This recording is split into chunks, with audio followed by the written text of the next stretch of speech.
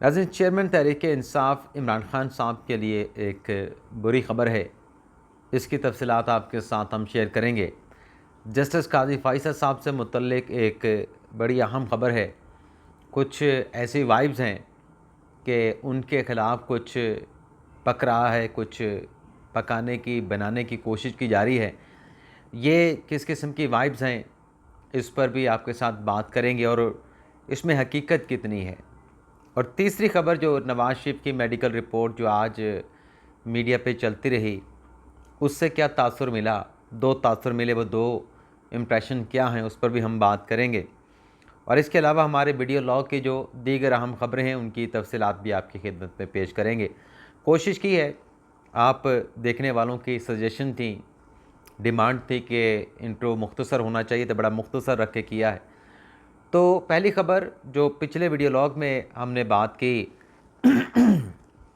Security guards की तनख्वाहों के हवाले से, उसे आप देखने वालों ने बड़ा अप्रिशिएट भी किया और बहुत सारे हमारे पाकिस्तानी मुल्क भर से उनके पैगामात भी आए और उसमें उन्होंने अपनी शिकायत भी बताई। यानी किसने बताया कि हम भी सिक्योरिटी गार्ड की नौकरी करते हैं, हमें 15,000 मिलते हैं। किसी ने कहा कि जो फैक्ट्री वर्कर्स हैं उन्हें 12 से 15,000 दिया जाता है, 32,000 तो बड़ी दूर की बात है। और इसी तरह से जो प्राइवेट स्कूल्स हैं, जो कॉलेजेस हैं, वहाँ से भी कुछ मैसेज आए कुछ टीचर्स हजरात के कि हमें भी 32,000 तो कहीं नहीं मिल रही, ये तो एक मज़दूर की तनख्वाह है, हम तो पढ़े लिखे हैं, नई नस्ल को, नौजवानों को पढ़ाते हैं, हमारे साथ ये सलूक है तो फिर गरीबों का क्या सलूक होता होगा। तो इस पर मैं नाज़रीन इतना कहना चाहूँगा कि जहाँ जहाँ पे हुकाम बाला मौजूद हैं, जिनके नीचे महकमा आता है, उनसे इतनी दरख्वास्त होगी कि महंगाई के इस दौर में आप अपनी जेब से तो इन गरीबों का, इन जो मुस्तहिक लोग हैं, ज़ाहिर सी बात है कि अगर 32,000 हुकूमत ने तनख्वाह मुकर्रर कर रखी है, किसी को 15 मिल रहा है, किसी को 20 मिल रहा है, किसी को 25 मिल रहा है, तो वो 32,000 के मुस्तहिक हैं। तो पूरे मुल्क की सतह पे ना सही, लेकिन जहाँ जहाँ आपका असर है, आपका ज़ोर चलता है, आपकी ज़िम्मेदारी बनती है, एटलीस्ट अपनी हद तक तो ये ज़रूर करें। और जैसा मैं कह रहा था कि महंगाई के इस दौर में जब आप अपनी जेब से किसी को कुछ दे नहीं सकते, एटलीस्ट अपनी ज़िम्मेदारी पूरी करके आप इससे गरीब लोगों को, मुस्तहिक लोगों को बहुत बड़ी खुशियाँ दे सकते हैं। तो उम्मीद है कि कुछ बेहतरी की जहाँ जहाँ पे लोग हैं, ज़िम्मेदार लोग हैं, वो अपनी सतह पे ज़रूर इस मसले को, इस मामले को हल करने की कोशिश करेंगे। अब आ जाते हैं नाज़रीन, अपनी ख़बरों का आगाज़ करते हैं। एक दोस्त ने वैसे शिकवा किया कि मैं जो गैर अहम ख़बरें हैं वो पहले देता हूँ और जो अहम ख़बरें वो बाद में होती हैं। अब उसके शिकवे पे आगे चल के बात करेंगे, आपका वक्त ज़ाया नहीं करना। इमरान खान साहब के नाज़रीन 3 मुकदमात थे जो इंसदाद दहशतगर्दी के दफ़ात के तहत उनके ख़िलाफ़ दर्ज किए गए थे। एक थाना इस्लामाबाद के खन्ना पुल में और 2 मुकदमात इमरान खान के ख़िलाफ़ बाराकूब थाने में दर्ज किए गए थे। इन तीनों केसेस में इमरान खान साहब की जो ज़मानतें थीं उनको मुस्तरद कर दिया गया था और फिर यह हुआ था कि इस्लामाबाद हाई कोर्ट में अपील की गई थी। तो इस्लामाबाद हाई कोर्ट ने यह मामला दोबारा से ट्रायल कोर्ट को भेजा था। तो इसमें इमरान खान साहब के लिए एक अच्छी खबर आप कह सकते हैं कि इन तीनों केसेस में जो इमरान खान साहब की ज़मानतों की दरख्वास्तें हैं, इन्हें 16 अक्टूबर को समाअत के लिए मुकर्रर कर दिया गया है और जज अबुल हसन ज़ुल्करनैन साहब जो हैं 16 अक्टूबर को चेयरमैन PTI की इन ज़मानत दरख्वास्तों पर समाअत करेंगे। इसके अलावा नाज़रीन, वैसे आपको बता दें, जहाँ तक मुझे याद पड़ता है, ये आपके नॉलेज के लिए बताना ज़रूरी है कि ये जो ज़मानतें 3 खारिज हुई थीं, ये ग़ालिबन अबुल हसन ज़ुल्करनैन साहब ने नहीं, राजा जवाद अब्बास साहब की अदालत से इमरान खान साहब की ज़मानतें खारिज हुई थी। अब दूसरी अदालत में इस केस को समाअत के लिए फ़िक्स किया गया है।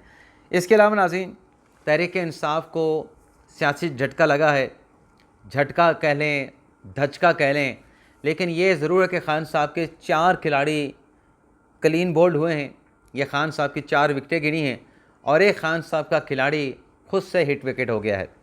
तो पहले तो आपको बताते हैं कि खान साहब का कौन सा खिलाड़ी हिट विकेट हुआ है।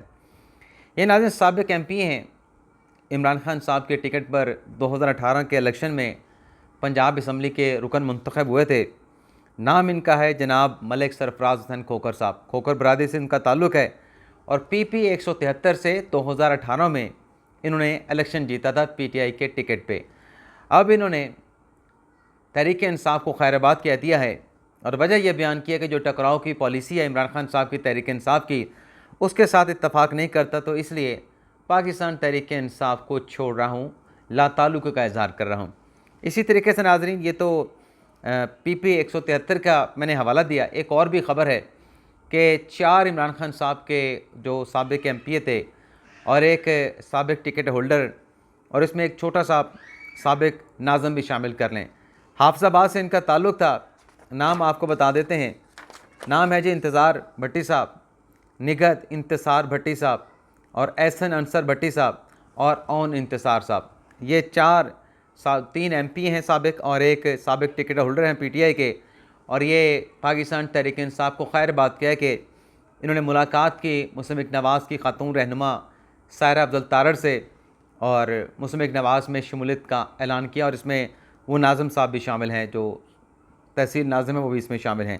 इसके अलावा नाज़रीन एक और अच्छी खबर है जैसे कि हमने सिक्योरिटी गार्ड्स की खबर दी, परसों गालिबन खबर दी थी, या हाँ परसों दी थी, कि आलमी बैंक ने तजवीज़ दी है कि जो 50,000 माहाना कमाने वाले जो मुलाजमीन हैं, सरकारी हैं, प्राइवेट हैं, उनसे 35% की शरह से टैक्स वसूल किया जाए। यानी जो टैक्सेबल इनकम नहीं थी, आलमी बैंक ने तजवीज़ दी कि आप उनसे भी टैक्स लें। तो इस पर वजारत ख़जाना और FBR का मौक़िफ़ सामने आया है, और दोनों की तरफ से कहा गया है कि ये जो चीज़ें सोशल मीडिया पे चल रही हैं कि 50,000 माहाना तनख्वाह पे भी टैक्स लगेगा, तो ऐसी कोई बात नहीं, और इस खबर की जो है वो तरदीद कर दी गई है। अब आ जाते हैं जो नवाज शरीफ साहब से मुतल्लिक़ ख़बर है। नाज़रीन, आप जानते हैं कि नवाज शरीफ साहब नवंबर 2019 में ट्रीटमेंट के लिए, मेडिकल ट्रीटमेंट के लिए पाकिस्तान से लंदन रवाना हुए थे, और ज़मानत दी थी इस्लामाबाद हाई कोर्ट ने।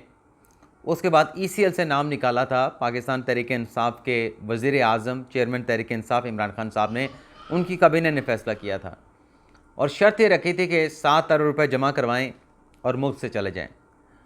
तो ये मामला फिर लाहौर हाई कोर्ट में गया। लाहौर हाई कोर्ट ने शहबाज शरीफ के एफिडेविट पे नवाज शरीफ को बाहर जाने की इजाज़त दे दी, और हुकूमत से कहा कि जब आपने ECL से नाम निकाल दिया और केस अभी पेंडिंग है, तो आप 7 अरब कैसे मांग सकते हैं।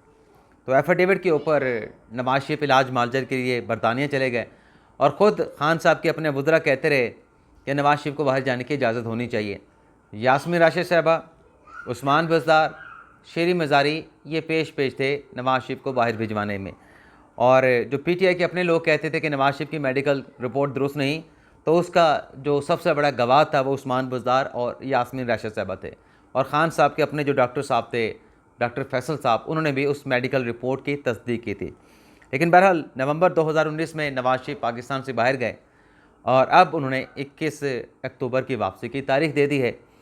लेकिन वापसी की तारीख़ से पहले आज एक रिपोर्ट जो है, जो कि लाहौर हाई कोर्ट ने हुक्म दिया था शरीफ ख़ानदान को, उनके ज़ाती मालिज को, उनके वकील अमजद परवेज़ साहब को, कि आप नवाज शरीफ की पीरियडिकल रिपोर्ट, जब तक वो बरतानिया में हैं, उनकी पीरियडिकल रिपोर्ट जो है, वैसे मेरे ख्याल में मुझे याद है कि 4 हफ्तों के लिए, 2 माह के लिए लाहौर हाई कोर्ट ने जाने की इजाज़त दी थी। लेकिन इसी दौरान अदालत ने कहा था कि आप इनकी पीरियडिकल रिपोर्ट जो हैं वो अदालत में जमा करवाएंगे।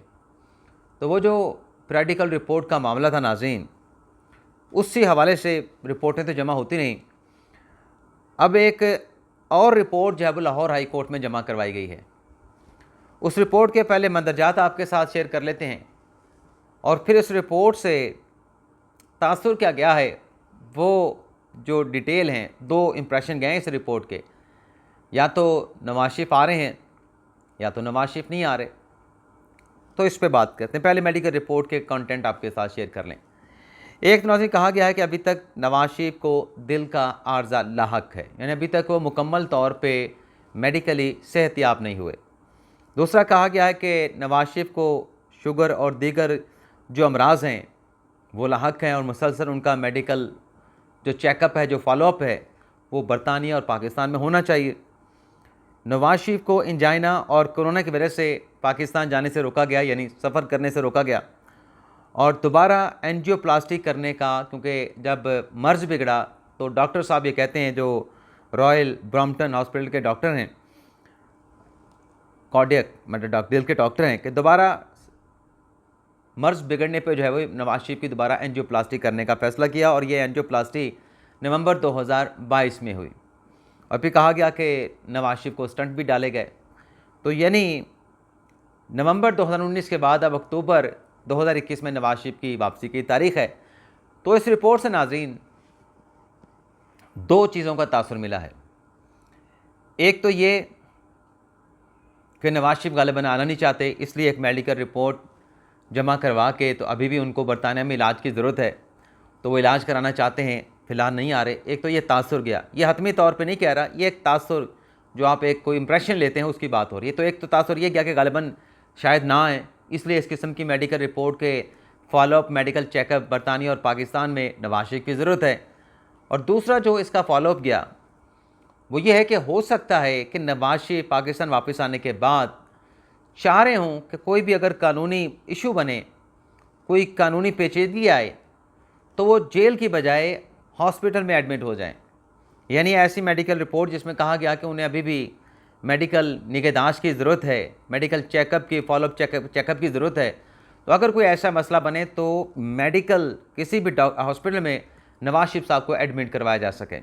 तो ये दो तासुर गए उन रिपोर्ट से। बातें मीडिया के दफातर में होती नहीं, तबसरे तजिए होते रहे। तो हमने जो अपने सोर्सेज से बात की तो उन्होंने हमें क्या बताया, और शहबाज शरीफ साहब ने एक प्रेस कॉन्फ्रेंस भी की। शहबाज शरीफ साहब ने कहा कि नवाज शरीफ की वापसी 21 अक्टूबर को अटल है, तो लिहाजा बार बार ये सवाल ना पूछा जाए। लेकिन हमने अपने जो ज़राए से पूछा, उनका भी यही कहना था कि 21 अक्टूबर की वापसी का तो फ़ैसला हो चुका है, अब ये फ़ैसला कुछ चेंज होता हुआ ये प्लान नज़र नहीं आ रहा।